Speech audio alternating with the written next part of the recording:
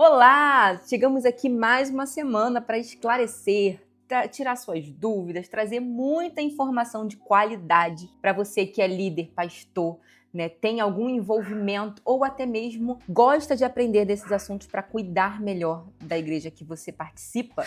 Então você está no canal certo! Então fica com a gente até o final do vídeo, que hoje eu vou dar umas dicas incríveis para você que está pensando em formalizar a sua igreja sem burocracia. Será que existe essa opção? Então, fica com a gente que eu vou te contar. Mas, em primeiro lugar, eu já quero te pedir, né, que se você é novo por aqui, seja muito bem-vindo. Não esqueça de se inscrever no nosso canal, até mesmo para o YouTube entender que são, né, informações relevantes e levar a gente para mais pessoas, para que esse conteúdo consiga abençoar muito mais igrejas. Né? Já ativa o sininho para que você seja, né, informado sempre que tiver vídeo novo no nosso canal. E é claro, não esquece de dar aquele like para ajudar o nosso canal a crescer, se fortalecer e levar essas informações para muito mais pessoas. E como eu falei, você está pensando ali em formalizar a sua igreja? Você acha que já está nesse momento? Mas só de pensar nessa burocracia toda, esse monte de papelada, você já sente assim, né, um nervoso e vontade de desistir? Então, hoje eu vou esclarecer com vocês, né, se existe essa opção de fazer em 30 dias, 50 dias, 60 dias, quanto tempo leva para fazer a formalização? Ela sem burocracia, com burocracia? Como que faz? Então, assim, primeira coisa que eu já quero esclarecer para vocês existe, claro, um prazo médio. Aqui, quando a gente pega para fazer, né, uma igreja do zero, quando eu digo do zero, é do zero em documentação, tá? Não é questão de tempo que essa igreja existe. Mas quando a gente pega para formalizar isso, registrar essa igreja, a gente sempre dá um prazo médio de 60 a 90 dias. Mas, nossa, Flávia, quanto tempo! Sim! E eu vou te explicar o porquê.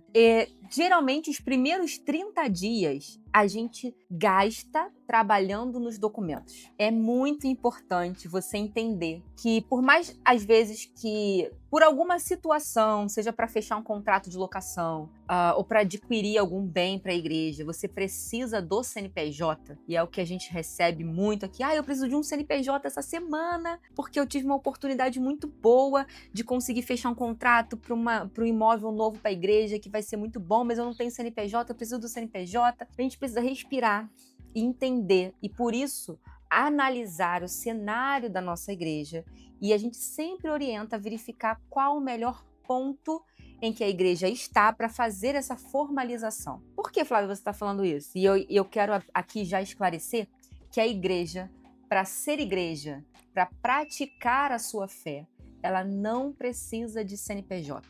Sim, essa é uma informação verídica, não precisa. Você precisa apenas o quê? De um grupo de pessoas que se reúnem periodicamente para exercer a fé. Isso é ser igreja.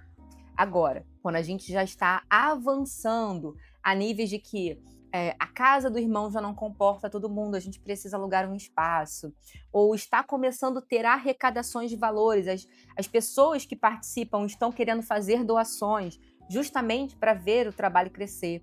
Né? Dentre algumas outras situações, sim, a gente precisa pensar na formalização. É por isso que eu falei de começar uma igreja do zero, não de tempo, né, mas de documento, justamente por isso. Porque algumas igrejas já se reúnem, já fazem essas reuniões ativamente, em algum tempo. Às vezes já tem até uma certa estrutura, mas não tem ainda todos os documentos necessários. E aí a gente precisa realmente gastar esse tempo. Eu coloquei 30 dias, mas às vezes é menor, às vezes é um pouco maior. Raramente é maior, né? De 20 a 30 dias úteis a gente consegue montar o documento. Por quê? O Estatuto Social, principalmente, ele é o documento, posso dizer, mais importante da sua instituição. Porque é nele que vão estar as normas principais que devem ser seguidas por todos. E sim, a gente precisa gastar um tempo trabalhando nesse documento. É claro que a gente vai trabalhar nele de acordo com os artigos do Código Civil, e ali toda a parte obrigatória deve constar, mas a gente também precisa considerar a forma de governo, a doutrina seguida pelaquela igreja e também alguns pontos importantes. E como a gente já tem aí quase 27 anos de mercado, a gente vai ter algumas experiências que a gente vai falar para você, olha, é muito importante que esse assunto esteja trabalhado no estatuto. Ou eu posso falar para você, olha, esse assunto ele é importante, mas por ele ter variações de pouco tempo, né, isso pode mudar em pouco tempo, é melhor que ele esteja no regimento interno. Então a gente, né, costuma trabalhar esse primeiro passo, montar o estatuto social. Isso é muito importante e a gente trabalha nele realmente sem pressa. A gente monta um documento, a gente faz uma primeira reunião, entende esses primeiros pontos, trabalha um documento, por isso que a gente fala que não trabalha com modelo, que a gente faz realmente de acordo com o que a igreja pratica, a gestão eclesiástica e a doutrina, tá? E ali a gente trabalha esse documento, ele é analisado, olha, precisamos mudar isso, vamos ajustar aquilo, o documento ficou pronto. Aí sim a gente parte para os procedimentos de registro. Então a gente faz a ata, né, a ata de fundação, e a gente faz a lista de presença, todos os documentos necessários para fazer os formulários eletrônicos, e aí sim a gente leva ele a registro no cartório. E aí alguns municípios, né, já estão vinculados pelo Redsim, a gente consegue fazer isso de forma online, digital, tanto que o último que eu fiz agora foi em Brasília.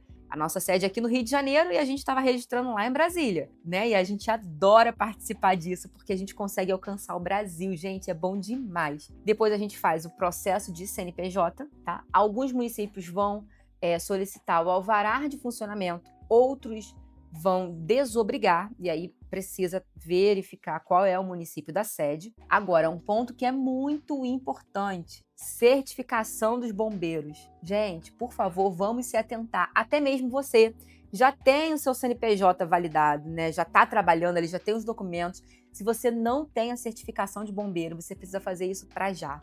Tá? Isso traz o que? Uma segurança, um cuidado, eu posso dizer um cuidado até mesmo com os fiéis que participam, tá, das reuniões, porque é muito importante.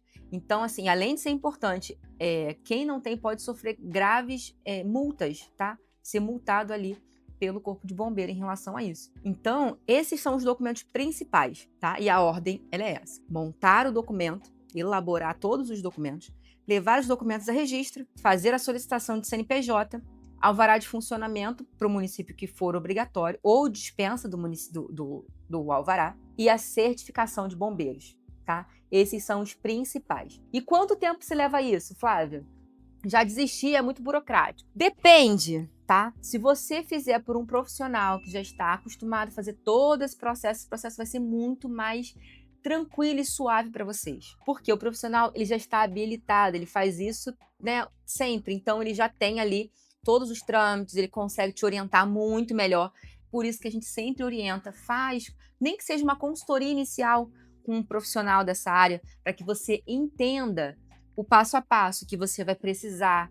Não pegue, gente, por favor, não pegue modelo de Google para montar o estatuto da sua igreja, porque pode ter ali alguns artigos que não condiz com o que vocês praticam. E aí, se você pega um modelo e registra esse modelo sem você ter pelo menos uma revisão do documento, você acaba estabelecendo algumas normas que de fato vocês não praticam, ou deixando em aberto coisas que vocês praticam. Por isso que é muito importante fazer essa revisão, tá? Então, assim, burocracia a gente tem. Hoje a gente consegue reduzir um pouco isso, justamente por conta da quantidade de coisas que a gente faz. A gente consegue, né, em alguns cartórios já tem algumas entradas de formato digital, então o processo ele é muito mais rápido. Mas analisa bem se de fato está na época de vocês formalizarem esse CNPJ. Por quê? Porque quando vocês formalizarem o CNPJ, independente da data daquele mês, naquele mês ele já fica obrigado ao envio de obrigações ao fisco. Então, muitas igrejas acabam não sabendo disso e o que faz? Não envia as obrigações, gera multa, gera despesa, a igreja acaba ficando com dívidas que depois são impagáveis, muito diferente da realidade dela, justamente porque não teve esses cuidados. Então, a nossa orientação, a nossa dica diamante desse vídeo é buscar a orientação de um profissional. Seja conosco, algum profissional, né, da sua cidade, que você também acompanha, mas procure ajuda profissional para que a sua igreja fique protegida e segura. Combinado, gente? Então, ficou com dúvida? Deixa aqui nos comentários ou entre em contato com um dos nossos especialistas e a gente vai ter um prazer em receber você.